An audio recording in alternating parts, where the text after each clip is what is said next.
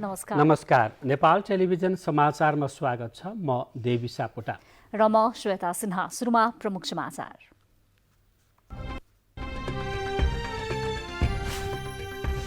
नेपालमा कोभिड-19बाट थप 2 जनाको मृत्यु हुनेको संख्या 34 पुग्यो। पछिल्लो 24 घण्टामा 232 जना नयाँ संक्रमित थपिए।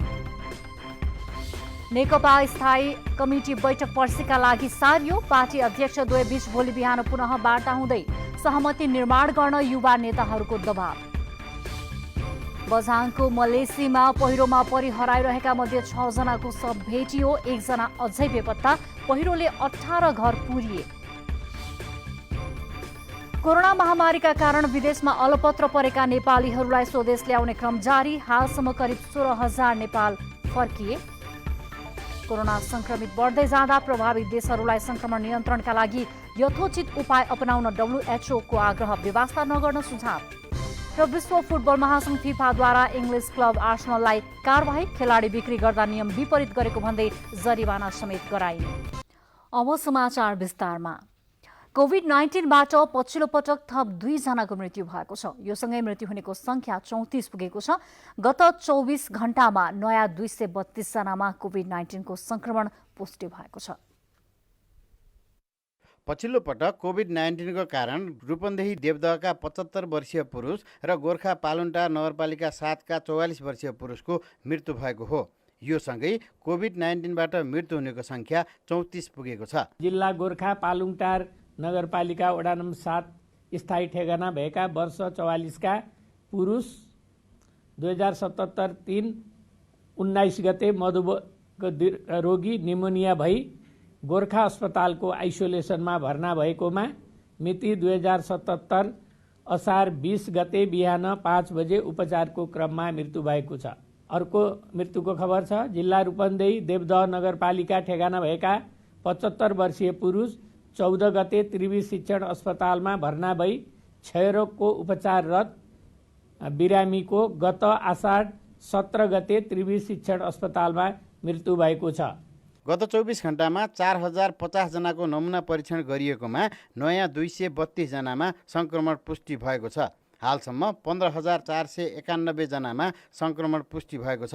यसैगरी संक्रमणबाट मुक्त भएर गत 24 घण्टामा 272 जना घर फर्किएका छन्। कोभिड-19बाट संक्रमण मुक्त भई गत 24 घण्टामा डिस्चार्ज हुनुहुनेहरू जम्मा 272। आजसम्म डिस्चार्ज हुनुहुने जम्मा 6,415। सबबाट कोरोना संक्रमणको सम्भावना न्यून रहेकाले सतर्कता सहित आफ्नो रीतिथिति अनुसार सब व्यवस्थापन गर्न सकिने मन्त्रालयका प्रवक्ता प्राध्यापक डाक्टर जागेश्वर गौतमले बताउनु भयो। कोभिड-19 लागेको व्यक्तिको मृत्यु भएपछि जमिनमा खाल्टो खनी जलाइ वा अन्य तरिकाले आफ्नै रीतिरिवाज अनुसार दाह संस्कार गर्न सकिन्छ। मृत्यु भएको मान्छेबाट खोक्ने, हाछ्यौँ गर्ने लगायत श्वास प्रश्वास सम्बन्धी कुनै क्रियाकलाप नहुने भएकोले सबबाट संक्रमण गराउने ससाना थुक वा पानीका छिटा ड्रपलेट निस्कँदैनन्। यसकारण सबबाट संक्रमण हुँदैन। पछिल्लो समय बिरामीको सेवामा अहोरात्र खटिने चिकित्सकले कुटाई खाएका, घरबेटीले PCR रिपोर्ट मागेका तथा संक्रमितलाई अवहेलना गरेका जस्ता समाचार आएको प्रति मन्त्रालयको गम्भीर ध्यानाकर्षण भएको जनाएको छ। संक्रमितलाई सद्भाव र सहयोग गरेर आत्मबल बढाउन, भाडामा बस्ने तथा चिकित्सकलाई अनावश्यक दुःख नदिन मन्त्रालयले सबैमा अनुरोध गरेको छ। क्यामेरामा प्रद्युम्न मिश्रका साथ केशवराज विष्ट, नेपाल टेलिभिजन। गोर्खा अस्पतालको आइसोलेसनमा मृत्यु भएका कोरोना संक्रमितको सब व्यवस्थापन गरिएको छ। शहीद लखन गाउँपालिका 1 र गोर्खा गाउँ नगरपालिका 12 को सीमा क्षेत्र अन्तर्गतको लुदी दोभानमा सबको व्यवस्थापन गरिएको हो। रणसिंह दल गणका सेनाले गोर्खा अस्पतालबाट लुदी खोलासम्म सब पुर्याएर सब व्यवस्थापन गरेका हुन्। लुदी दोभानमा सब व्यवस्थापनमा स्थानीयले अवरोध गरेपछि प्रहरीले बल प्रयोग गरेर स्थानीयलाई हटाएको थियो। पालुङटार नगरपालिका 7 का 44 वर्षीय ती पुरुष कतारबाट फर्किएर 17 गते मात्र पालुङटार पुगेका थिए। उनलाई चिनी रोगको पनि समस्या देखिएको थियो। नुवाकोटमा कोरोना भाइरसबाट संक्रमित मध्ये पछिल्लो 1 महिनामा 15 जनालाई निको भएको छ। उपचाररत संक्रमितहरूमा समेत स्वास्थ्यको कुनै समस्या नदेखिएको स्वास्थ्य कर्मीहरूले जनाएका छन्। यसैबीच दुप्तेश्वर गाउँपालिका घर भएका ताँदी गाउँपालिकाको खरानीटार अस्पतालको आइसोलेसनमा उपचाररत 2 महिला कोरोना मुक्त भएर घर फर्किएको जिल्ला स्वास्थ्य कार्यालय नुवाकोटले जनाएको छ।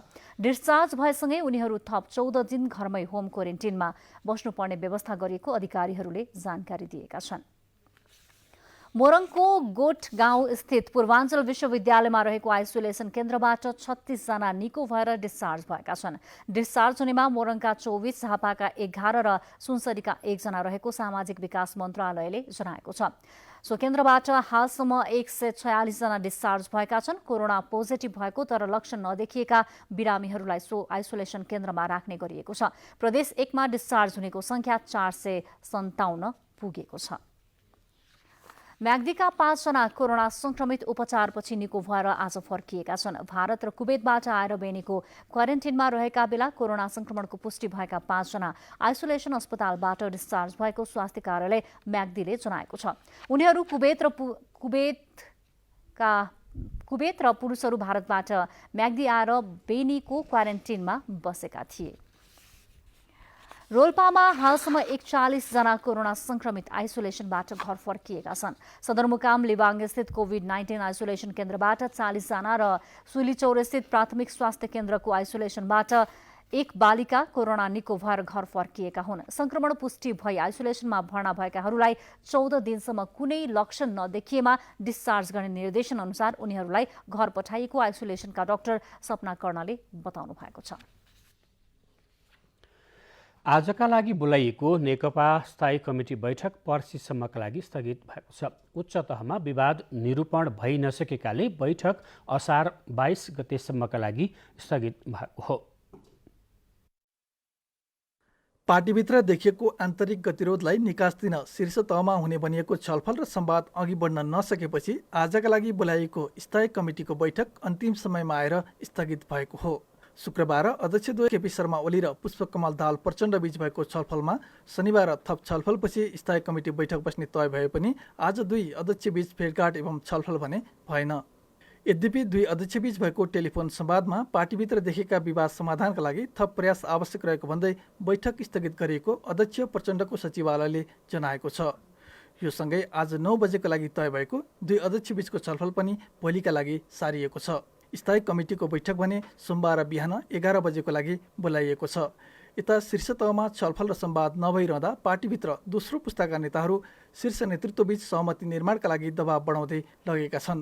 उनीहरूले शीर्ष नेतृत्वसँग भेटघाटदेखि आन्तरिक बैठक गरिरहेका छन्। सिङ्गो पार्टीभित्रको आन्तरिक सुदृढ एकताको पक्षमा छौँ हामी। त्यसो हुनाले पार्टी नेतृत्वको गम्भीर ध्यान आकर्षण हामीले गरेका छौँ।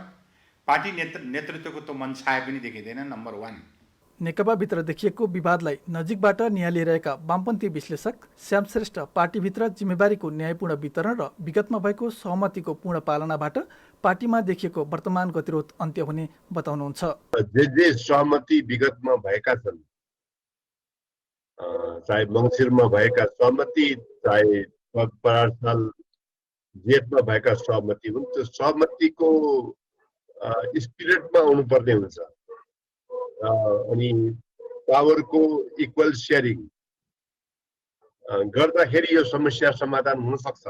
सरकारको नेतृत्व गरेको पार्टीभित्र मतभेद चुलिँदै जाँदा समग्र जनतामा राजनीतिक अस्थिरताको चिन्ता र निराशा पैदा हुन सक्ने प्रति नेतृत्व सचेत रहन समेत विश्लेषकहरूको आग्रह छ। राजेन्द्र पोखरेल, नेपाल टेलिभिजन। राष्ट्रपति विद्यादेवी भण्डारीसँग प्रधानमन्त्री केपी शर्मा ओलीले आज भेटवार्ता गर्नुभएको छ। राष्ट्रपतिसँगको भेटघाट नियमित भएको प्रधानमन्त्रीका प्रेस सल्लाहकार सूर्य थापाले जानकारी दिनुभएको छ। यसैबीच प्रधानमन्त्री केपी शर्मा ओलीले समसामयिक विषयमा मन्त्रीहरूसँग छलफल गर्नुभएको छ। छलफल प्रधानमन्त्री निवास बालुवाटारमा अहिले पनि जारी रहेको प्रधानमन्त्रीका प्रेस सल्लाहकार सूर्य थापाले जानकारी दिनुभयो।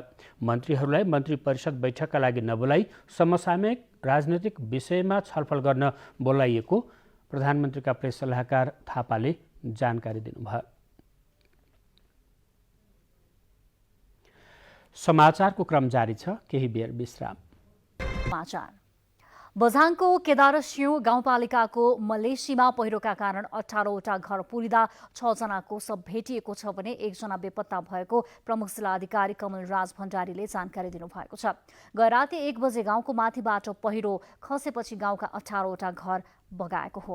पहिरो खसेको थाहा पाएपछि घरमा भएकाहरू भाग्न सफल भएको प्रमुख जिल्ला अधिकारी भण्डारीले जानकारी दिनुभएको छ। नेपाल प्रहरी र सशस्त्र प्रहरी बलका सुरक्षाकर्मीले पहिरोमा पुरिएका 6 जनाको शव निकालेका छन्। बेपत्ता भएका 1 जनाको खोज उद्धार गर्ने कार्य अझै जारी रहेको प्रहरीले जनाएको छ। केही दिनदेखिको अविरल वर्षासँगै गाउँमाथिबाट मध्यरातमा पहिरो खसेको थियो।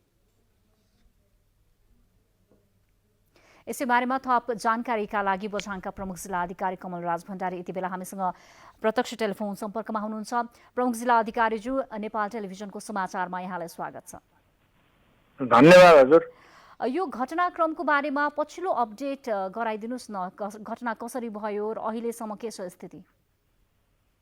अब हिजो राति परेको अविरल वर्षाको कारणले यो केदारसिंह गाउँपालिकाको वार्ड नम्बर 8 को मल्लेसी भन्ने गाउँमा 18 घरहरू पुरा रूपमा पुरिएको र 2वटा चाहिँ बस्न नमिल्ने गरी भत्केको र 7 जना मान्छे बेपत्ता भएकोमा 6 जनाको शव फेला परेको र 1 जनाको चाहिँ शव फेला नपरेको खोजी कार्य जारी अहिले साँझसम्म जारी थियो। मेरो पछिल्लो समयमा त्यहाँ नेपाल प्रहरीको डीएसपी साहब को उहाँको नेतृत्वमा, सशस्त्र प्रहरीको डीएसपीको नेतृत्वमा र सेनाको पनि करिब 45 जना जति सुरक्षाकर्मीहरू त्यहाँ चाहिँ खोज उद्धारमा रहेका थिए आज दिनभरि नै। र 1 जनाको शव फेला पार्न अहिलेसम्म सकिएको छैन। 6 जनाको फेला पर्यो र त्यहाँ भएका मानिसहरूको पनि अब त्यहाँ 50-60 घर थिए त्यो गाउँमा।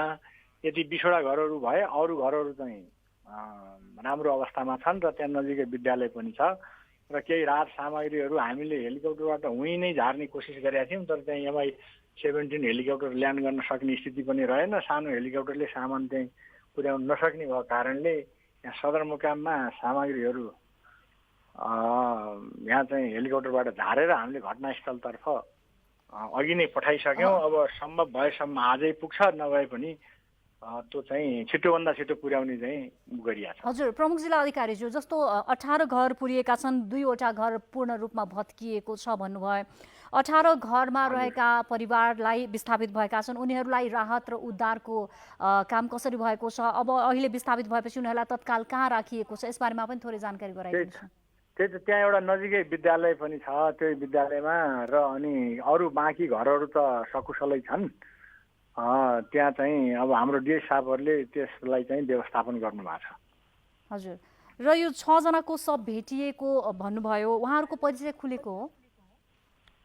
अब परिचय चाहिँ यहाँ धेरै फोन पनि नलाग्ने, त्यसकारणले केही नामहरू त भएको छ। अब पूर्ण रूपमा प्राप्त नभए हुनाले अहिले मैले सबै ती नामहरू तपाईँलाई पढेर सुनाउन चाहिँ अलि समर्थन भएँ। 7 जना मध्ये 6 जनाको भेटिएको हो, 1 जनाको चाहिँ नभेटिएको। हस्, प्रमुख जिल्ला अधिकारीज्यू, जानकारीको लागि धन्यवाद। ल हुन्छ। उहाँ हुनुहुन्थ्यो बझाङका प्रमुख जिल्ला अधिकारी। हामीलाई आज बझाङमा गएको पहिरोका बारेमा थप जानकारी गराउँदै हुनुहुन्थ्यो। 18वटा घर पुरिएको छ र 2वटा घर पूर्ण रूपमा क्षति भएको छ र 6 जनाको शव निकालिएको छ भने 1 जना अझै बेपत्ता रहेको र खोजी कार्य जारी नै रहेको हामीलाई जानकारी दिनुभएको छ। डोल्पाबाट कोरोना परीक्षणका लागि पठाइएको 403 जनाकै रिपोर्ट नेगेटिभ आएको छ। भेरी अञ्चल अस्पताल नेपालगञ्जमा जाँच गर्दा कसैलाई पनि कोरोना संक्रमण नभएको पाइएको प्रमुख जिल्ला अधिकारी सुरेश सुनारले जानकारी दिनुभयो। एकैपटक जिल्ला प्रहरी कार्यालय डोल्पामा कार्यरत 31 र 32 वर्षका 2 जना प्रहरीमा कोरोना संक्रमण देखिएपछि उनीहरूसँग सम्पर्कमा रहेका सबैको स्वाब सङ्कलन गरी परीक्षणका लागि नेपालगञ्ज पठाइएको थियो। कोरोना भाइरसको महामारी बढ्दै गएपछि अन्य रोगका बिरामीलाई उपचारमा समस्या भएको गुनासो आउने गरेको छ। सरकारी अस्पतालहरूले सबै रोगका बिरामीलाई नियमित सेवा दिइरहे पनि कतिपय निजी अस्पतालले सेवा नदिएको गुनासो सेवाग्राहीको छ। सबै अस्पतालले सहज रूपमा सेवा दिने वातावरण तयार पार्न के गर्नुपर्छ त भन्ने बारेमा तयार पारिएको प्याकेज कोरोना केयर अबको प्रस्तुतिमा।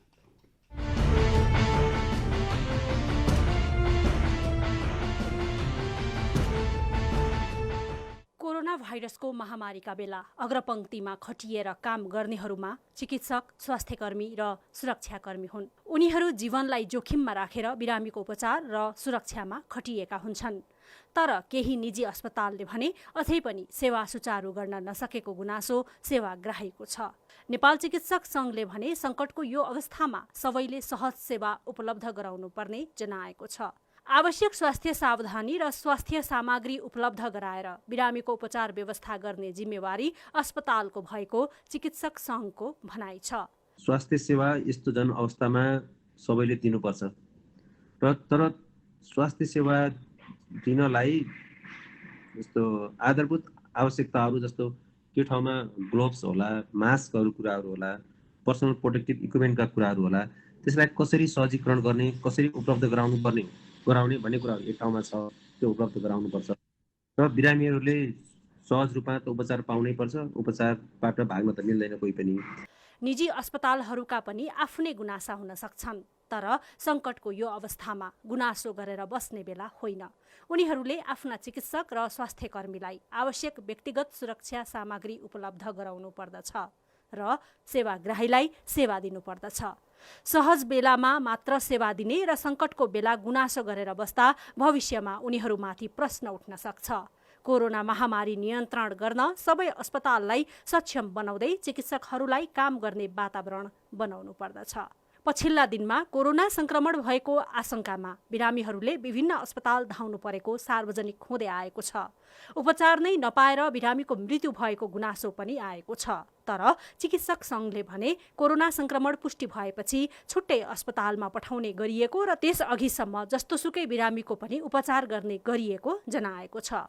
कोभिड, नन कोभिड सबै बिरामीसित चिकित्सक, स्वास्थ्यकर्मीहरू काम गरिरहेका छौँ र हामीले जस्तो भनिरहेका छौँ जुन सुरक्षित हुने पर्सनल प्रोटेक्टिभ इक्विपमेन्ट भन्छ, बेसिक कुराहरू त्यो उपलब्ध भइरहेको छैन। एडुकेट मात्रामा त्यो उपलब्ध होस् र कोभिड र नन कोभिड बिरामीलाई छुट्टै हस्पिटलमा राखेर उपचार गर्नुपर्ने हुन्छ। कोभिड र नन कोभिडलाई एउटै रुममा अथवा एउटै हस्पिटलमा राखेर उपचार गर्दा बिरामी जस्तो समुदायमा रोग अझै भयावह रूपमा फैलिन्छ जुन बढिरहेछ। त्यही यी सबै कुराहरू अपनाएर कोभिडसित तपाईँ हामी सबै सँगै मिलेर लड्नुपर्छ भन्ने कुरा छ। बिरामीको उपचार नगरेको भन्दै केही ठाउँमा चिकित्सक तथा स्वास्थ्यकर्मीमाथि दुर्व्यवहार पनि भएका छन्। यस्ता घटनाले स्वास्थ्यकर्मीको मनोबल गिराउँछ। जोखिम मोलेर काममा खटिएका स्वास्थ्यकर्मीमाथि दुर्व्यवहार गर्नेहरूलाई कडा कारबाही गर्नुपर्ने चिकित्सक सङ्घको भनाइ छ। चिकित्सक स्वास्थ्यकर्मीहरूलाई प्राइभेट संस्थाहरूमा पनि अब पाइरहेको सेवा सुविधा नदिने कुराहरू छ, नपाइरहेको अवस्था छ। कहीँ 50% भन्छ, कहीँ कति भन्छ। त्यसमा पनि राज्यले हामीले कुरा त गरिरहेछौँ, तर राज्यले पनि के गर्नु पर्यो भने जुन कोभिडको लागि सबैले काम गरिरहेछौँ अहिले, सरकारी नन सरकारी नभनिकन सबै अस्पतालहरूलाई कसरी सकिन्छ सस्टेन हुने गरी अथवा काम गर्न सक्ने गरी अलिक अनुदान दिने कुराहरू छ, त्यो दिएर चिकित्सकहरूले काम गर्न सक्ने वातावरण पनि गराउनु पर्ने हुन्छ। त्यो एउटा कुरा छ। अर्को कुरा सुरक्षाको कुराहरू होइन, जस्तो कोभिडको बेलामा हाम्रो चिकित्सकहरूले 3 ठाउँमा 4 ठाउँमा पिटाइ खाइसक्नुभयो उपचार गर्दा गर्दै। भनेपछि सुरक्षित कोभिडबाट सुरक्षित हुन पाउनुपर्छ भन्ने त एक ठाउँमा छँदैछ। त्यसको अलावा साङ्घातिक हमलाहरू पहिला जस्तै अहिले नै भइरहेछन्। जस्तै नेपाल मेडिकल कलेज जोरपाटीमा भयो, बिर्ता मोडमा भयो, लाहानमा भयो। भनेपछि एक दिन बिराएर 2 दिन बिराएर चिकित्सकमाथि हातपात हुने, तोडफोड गर्ने भइरहेछ। त्यही हुनाले हामीले यही अवस्थामा के भनिरहेछौँ भने चिकित्सकहरू जुन काम गरिरहेको हुन्छ, स्वास्थ्य संस्थाहरू हुन्छ, त्यो ठाउँमा यस्तो कोभिडको बेलामा पनि यसरी अरूलाई घर बस, लकडाउनमा बस भन्दै गर्दा चिकित्सक स्वास्थ्यकर्मीहरू आफ्नो परिवारलाई छोडेर अस्पतालमा काम गरिरहेको अवस्था छ। र काम गर्दै गर्दा गलत भयो भने त छानबिन गरी एउटा प्रोसेस छँदैछ, त्यो गर, दोषी छ भने कारबाही गरेर हामी नगर भनेको छैनौँ। तर एउटा क्याबिनेटले पनि डिसिसन गरिसकेको छ चैत्र 22 गते होइन, जुन अब कोभिडको लागि अथवा उपचारमा खटिएका चिकित्सकमाथि कार्यक्षेत्रमा हातपात भयो भने जुन वर्दीमा रहेका सुरक्षाकर्मीलाई हातपात गर्दा जस्तो सजाय हुन्छ त्यो बराबरको सजाय हुने भनेर भनिराख्दा पनि चिकित्सकहरू स्वास्थ्यकर्मीहरू असुरक्षित भएको अवस्था छ। कोरोनाको जोखिम बढ्दै गएको छ। यो अवस्थामा सबै मिलेर काम गर्नुपर्दछ। चिकित्सक तथा स्वास्थ्यकर्मीले पनि सेवाभाव राखेर काम गर्नुपर्छ भने आम नागरिकले उनीहरूलाई साथ दिनुपर्दछ। विश्रामपछि समाचारमा पुनः स्वागत छ। अब बाँकी समाचार। कोरोनाका कारण विभिन्न मुलुकमा अलपत्र परेका नेपालीहरूको उद्धारको क्रम जारी छ। आज त्रिभुवन अन्तर्राष्ट्रिय विमानस्थलबाट 11वटा अन्तर्राष्ट्रिय उडान भएका छन्। विदेशमा रहँदा धेरै समस्या भोगे पनि आफ्नो देश फर्किन पाउँदा खुसी लागेको नेपाल फर्किएका नेपालीहरूले बताएका छन्। कोभिड-19 महामारीका कारण विभिन्न देशमा अलपत्र परेका नेपालीहरूको चार्टर उडान मार्फत नेपाल ल्याउने क्रम जारी छ। मलेसिया, कुवेत, युए लगायतका देशमा अलपत्र परेका नेपालीको उद्धारका लागि शनिबार मात्र त्रिभुवन अन्तर्राष्ट्रिय विमानस्थलमा 11वटा अन्तर्राष्ट्रिय उडान भएका छन्। स्वदेश फर्किएका नेपालीहरूले कोरोनाका कारण विदेशमा धेरै समस्या भोग्नु परेको पीडा सुनाएका छन्। विदेशमा कामविहीन हुँदाको पीडा धेरै भए पनि आफ्नो देश फर्कन पाउँदा खुसी लागेको उनीहरू बताउँछन्। 4 महिना काम कम्पनी बन्द भएपछि कम्पनी नै मिलाइदियो। वहाँ काम नहुँदाखेरि समस्या भयो होला? समस्या भयो, खाना बस्नलाई पनि गाह्रै भयो। घरदेखि पैसा झिकाएर नि खानी बस्ने व्यवस्था गऱ्यो। अहिले खुसी लाग्यो। अब चाहिँ फर्किँदिनँ विदेश भन्ने चाहिँ जिन्दगी सोच्दिनँ।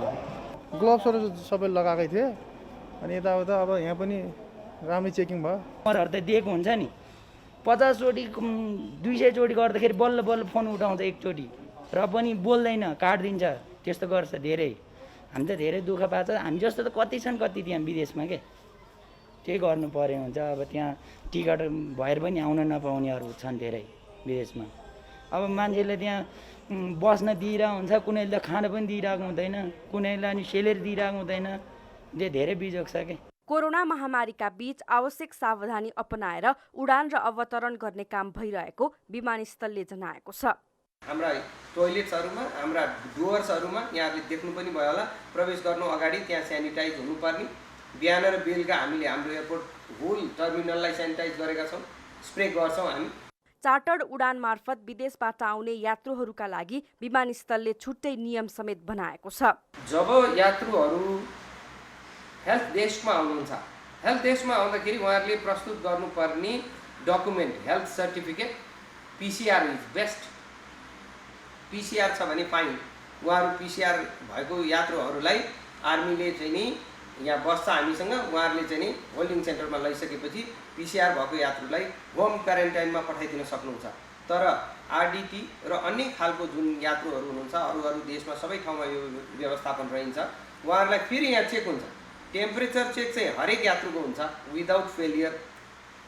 र ती यात्रुहरू ठिक छन् भनेपछि इमिग्रेसनमा जान्छन्, ठिक छैन भनेपछि उहाँहरूलाई जसलाई टेम्परेचर बढी देखिन्छ अथवा कुनै शङ्का लाग्यो, डाक्टर साहबहरूले यो टिमलाई स्वीकारी बक्सेन भने उहाँहरूलाई सिधै हस्पिटल लैजाने एम्बुलेन्सको व्यवस्था छ। चैत 11 गतेबाट लकडाउन सुरु भए यता हालसम्म 15,906 जना नेपालीहरू नेपाल भित्रिएका छन्। यस्तै 13,376 जना यात्रु नेपाल बाहिर गएको विमानस्थलको तथ्याङ्क छ। क्यामेरामा कुमार शर्मा र विनिता रिजालका साथ केशवराज विष्ट र छहरा दवाडी, नेपाल टेलिभिजन समाचार, काठमाडौँ। मौसमी अनुकूलताका कारण देशको पूर्वी क्षेत्रमा धान रोपाइँले तीव्रता पाएको छ। तर किसानहरू भने धान रोपेको 15 दिनपछि हाल्नुपर्ने युरिया मल अभावका कारण चिन्तित बनेका छन्। यस वर्ष समयमा नै पानी परेपछि पूर्वका कृषकहरू धान रोपाइँमा व्यस्त छन्। तर धेरै कृषकहरूलाई मल अभावले चिन्तित बनाएको छ। धान खेतीको लागि रोपाइको बेलामा डिपी अनिवार्य, त्यस पछाडि 15 दिन पछाडि प्रति बिघा कमसेकम 1 बोराका दरले युरिया, त्यसपछि अर्को 15-20 दिन पछाडि थप 1 बोरा युरिया धान खेतीको लागि चाहिन्छ। धान रोप्नु अघि कृषकहरूले डिएपी मल छर्ने गर्दछन्। धान रोपेको 15 दिनपछि युरिया मल छर्नु पर्दछ। तर कृषि सामग्री संस्थान र साल ट्रेडिङ कर्पोरेसनमा डिएपी मल उपलब्ध भए पनि युरिया मलको अभाव रहेको छ। साल ट्रेडिङ कर्पोरेसनले मगाएको 6,400 मेट्रिक टन युरिया र 5,580 मेट्रिक टन डिएपी मल लकडाउनका कारण कलकत्ता र गुजरातमा रोकिएको साल ट्रेडिङ कर्पोरेसन विराटनगरका प्रमुख राधेश्याम चौधरीले जानकारी दिनुभयो। डिएपीले अर्थकता छैन। डिएपी हामीसँग किसानको डिमान्ड अनुसार हामी सप्लाई दिइरहेछौँ। युरियाको खण्डमा युरिया हामीलाई ड्रेसिङ फर्स्ट ड्रेसिङमा धानको फर्स्ट ड्रेसिङमा चाहिएको हो, जुन कि हामी साउनको फर्स्ट विकमा आवश्यकता पर्छ किसानलाई र हाम्रो साउनको फर्स्ट विकमा पनि आइपनि सकेको हुन्छ। प्रदेश नम्बर 1 को भूमि व्यवस्था तथा कृषि मन्त्रालयले भने साउनको पहिलो सातासम्म युरिया मेल आपूर्ति हुने भएकाले कृषकहरूलाई नआत्तिन आग्रह गरेको छ। मन्त्रालयका प्रवक्ता राजेन्द्र उप्रेतीले अहिले नै युरिया मल आवश्यक नभएको र अहिले हालिने युरिया मल खेर मात्रै जाने बताउनुहुन्छ। असारको लास्टतिर अथवा साउनको फर्स्ट विकतिर युरिया खेप आउँदैछ, त्यो आएपछि हामीले दिन सकिन्छ होला। अब अहिले किसानहरूलाई चाहिँ यो बेला पनि युरिया हाल्न खोज्नुहुन्छ, त्यो भनेको चाहिँ मलको त्यो मात्रै हो, मल नोक्सान मात्रै हुन्छ, त्यो सदुपयोग हुँदैन। प्रदेश नम्बर 1 मा करिब 3,40,000 हेक्टर जग्गामा धान खेती हुने गरेकोमा करिब 40% धान रोपाई भइसकेको छ। मोहन मानन्दर, नेपाल टेलिभिजन, प्रदेश नम्बर 1, विराटनगर। दैलेखको दुर्गम भैरवी गाउँपालिकाको डाब बस्तीमा खानेपानीको सुविधा पुगेको छ। डाब गाउँका 50 घर परिवार समेतलाई करिब 2 करोड रुपियाँको लागतमा सोलर लिफ्ट मार्फत खानेपानीको व्यवस्था गरिएको हो। दैलेखको भैरवी गाउँपालिका 1 की नानो थापा अहिले 65 वर्ष पुग्नुभयो। बिहे गरेर आएदेखि कुवाको पानी बोकेर दैनिकी चलाउनु पर्ने समस्या 65 वर्षपछि समाधान भएको छ। भएका पुराना मुहान र कुवाहरू संरक्षण नहुँदा दूषित पानी पिउनुपर्ने बाध्यता यसपालिबाट हटेको छ। पानीकै लागि लामो समयसम्म कुवामा कुर्नुपर्ने दिन सकिएका छन्।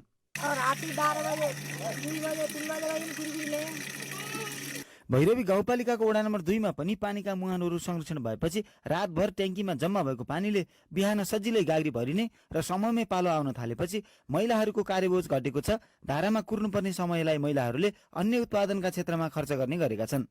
बचेको पानी करेसाबारीमा प्रयोग गरेका छन्। 1 बजेबाट यहाँ धारामा आएर हामी बसिरहेको थियौँ, बिहान 10 बजे जान्थ्यौँ। अहिले अब हामी जुनसुकै यहाँ धारामा आएर हामी पानी पाएका छौँ। घरको काम पनि हामीलाई ठिक छ, अब पानी पाएर हामी टाइममा जान्छौँ घर। लामो समयदेखि खानेपानीको समस्या झेल्दै आएको भैरवी गाउँपालिका वडा नम्बर 1 को डाब गाउँमा 50 घर परिवारलाई सोलर लिफ्ट मार्फत घरमै पानी आएको छ। सुक्खा डाँडामा खानेपानी आएपछि सरकार गाउँमै आएको महसुस स्थानीयले गरेका छन्।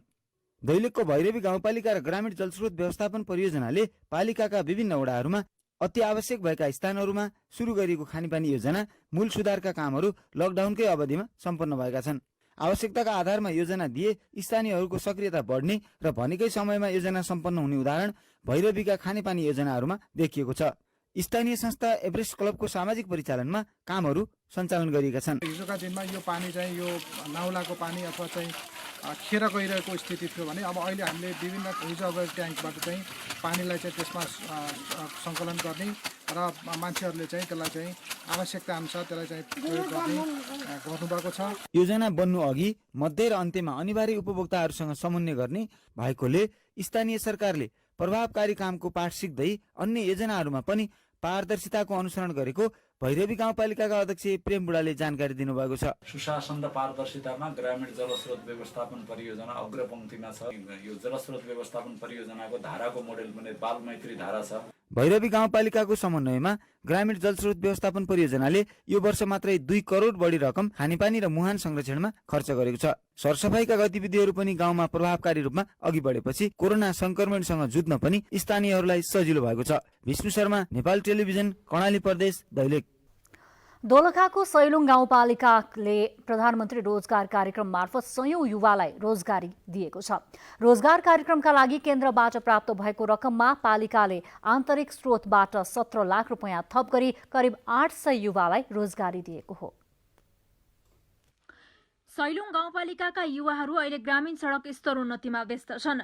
प्रधानमन्त्री रोजगार कार्यक्रम अन्तर्गत फारम भरेका 1298 मध्ये 798 युवाले सडक स्तरोन्नतिको काम पाएका छन्। हजुर, हामी बेरोजगार भएर चाहिँ अनि यहाँ सोलिङ नाम निस्केर लकडाउनको सदुपयोग नै गरेका हौँ। रोजगारीलाई अब रोजगारको नाम लेखेको थियो, त्यही भएर चाहिँ आज रोजगारको लागि नै हामी रोडको लागि काम गर्दैछौँ। प्रधानमन्त्री रोजगार कार्यक्रम मार्फत श्रम, रोजगार तथा सामाजिक सुरक्षा मन्त्रालयबाट आर्थिक वर्ष 2076-77 लागि 23 लाख रकम प्राप्त भएको थियो भने सैलुङ गाउँपालिकाको आन्तरिक स्रोतबाट 70 लाख गरी 40 लाख 48 हजार रकम विनियोजन गरिएको हो। सिप र अनुभवका आधारमा रोजगारी उपलब्ध गराउने नियमसँगै सम्बन्धित रोजगारदाताले सडक मर्मतको काम रोजेको सैलुङ गाउँपालिकाका प्रधानमन्त्री रोजगार कार्यक्रम संयोजक दीपक नेउपानेले बताउनुभयो।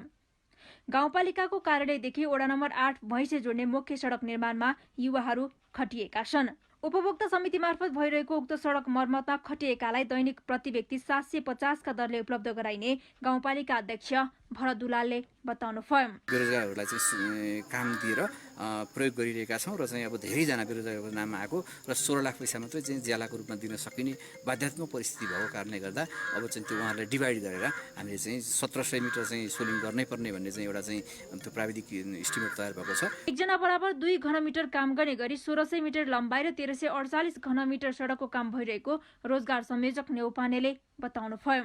वर्षात सुरु भएसँगै दोलखाका ग्रामीण सडकमा यातायातका साधन चल्न छाडेपछि प्रधानमन्त्री रोजगार कार्यक्रम मार्फत सडक स्तर उन्नतिको काम अगाडि बढाइएको सैलुङ गाउँपालिकाले जनाएको छ। प्रधानमन्त्री रोजगार कार्यक्रम अन्तर्गत अहिले विकासको कामले तीव्रता पाइरहेको छ। विकासको काम अन्तर्गत अहिले सडक निर्माणको कामले तीव्रता पाइरहेको हो। मन्दिरा थापा, नेपाल टेलिभिजन, बागमती प्रदेश, दोलखा। विश्व स्वास्थ्य संगठनले विश्वमा कोरोना भाइरस संक्रमितको संख्या बढ्ने क्रममा नै रहेको बताउँदै प्रभावित सबै मुलुकहरूलाई कोरोना भाइरसको संक्रमण फैलिने क्रमलाई नियन्त्रणमा लिन यथोचित उपायहरूको अवलम्बनका लागि आग्रह गरेको छ। विश्वका सबै देशका नागरिकले कोभिड-19 संक्रमण दरमा कमी नआएको यथार्थलाई मध्यनजर गर्दै सचेत बन्नुपर्ने आजको आवश्यकता रहेको WHO ले सुझाएको छ। विश्वभर 1,11 लाख भन्दा बढी व्यक्तिमा कोभिड-19 संक्रमण पुष्टि भएको र 5,29,000 भन्दा बढीको मृत्यु भएको छ।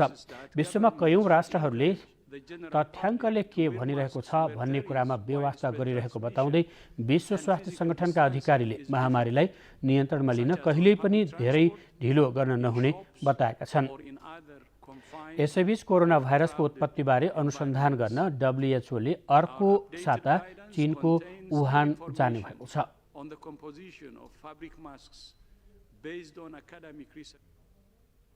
भारतीय चिकित्सा अनुसन्धान परिषद ICMR ले कोरोना भाइरस विरुद्धको खोप अगस्त महिनाको 15 सम्म सर्वसाधारणका लागि उपलब्ध हुन सक्ने जनाएको छ। परिषदले खोपको परीक्षणमा संलग्न संस्थाहरूलाई पत्र लेखेर भारतको स्वतन्त्रता दिवसको अवसर पारेर यो खोप सर्वसाधारणका लागि उपलब्ध गराउन सकिने जनाएको हो। भारतमा विकास भइरहेको उक्त खोप ICMR र हैदराबाद स्थित भारत बायोटेक कम्पनी मिलेर बनाइरहेका छन्। क्लिनिकल परीक्षण पूरा भएमा अगस्त 15 मा खोप सर्वसाधारणका लागि उपलब्ध गराउन सकिने ICMR ले जनाएको छ। खोपको क्लिनिकल परीक्षणका लागि भारतका 12 संस्थालाई छनौट गरिएको छ। फेरि केही बेर विश्राम।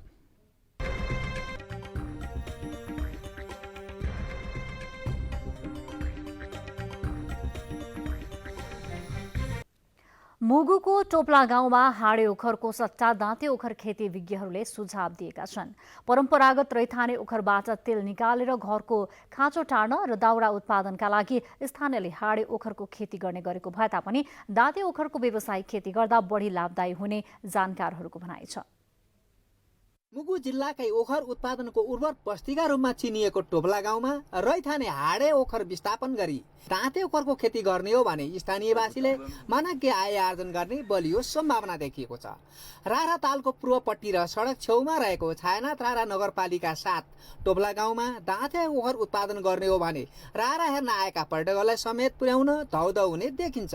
ओखर उत्पादनका लागि उपयुक्त हावापानी र माटो भए पनि दाँते ओखर उत्पादन गरी आय आर्जन गर्न न त स्थानीयले भ्यू पाएका छन् न त कुनै सङ्घ संस्थाको ध्यान पुगेको छ। परम्परागत रैथाने हाडे ओखरबाट तेल निकालेर घरको खाँचो टार्न र दाउरा बनाउने गरेको स्थानीय बताउँछन्। नजाने नबुझेर अब कुनै त दाउरा पनि काटिसके, अब कुनैले तेल पेल्छन्, कोही केही गर्छन्। हजुर अब यो दाँते ओखर लगाएर फल्छन् भन्छन्, हामी त थाहा पनि छैन। किन्छन् भने हामी यही धारा तेल किन्ने पैसा हामी घर राखेर अरू लगानी गरेर हामी यही ओखर पेलेर हामी फुटालेर पेलेर हामी यही तेल खान्छौँ। टोप्ला गाउँ वरपर र गराका आली छेउछाउ जताततै ओखरका साना ठुला रुखहरू मात्र देखिने गर्छन्। रैथाने ओखर फल्ने ठाउँमा दाँते ओखर समेत राम्रो फल्ने भएकाले आगामी वर्ष ओखर जोन कार्यक्रम लागू गर्न सकिने कृषि विकास कार्यालय मुहुका प्रमुख पञ्चलाल बुढा बताउनुहुन्छ। त्यहाँ दाँते ओखरको प्रचुर सम्भावना त छ र तत्काल हामीले अहिले चाहिँ कार्यक्रम सञ्चालन गरिसकेको र अब वर्षको अन्तिम भएको कारणले पनि हामीले यसलाई चाहिँ प्राथमिकतामा राख्न सक्दैनौँ। अब किसानको माग भए अनुसार राखौँला। मुगु जिल्लाका अधिकांश भागहरूमा ओखर फल्ने भएकाले अबका दिनमा परम्परागत ओखरको ठाउँमा ओखर जोन कार्यक्रम लागू गर्दा स्थानीयवासी लाभान्वित हुने बुद्धिजीवीहरूको तर्क छ। कविराज कार्की, नेपाल टेलिभिजन, कर्णाली प्रदेश, मुगु।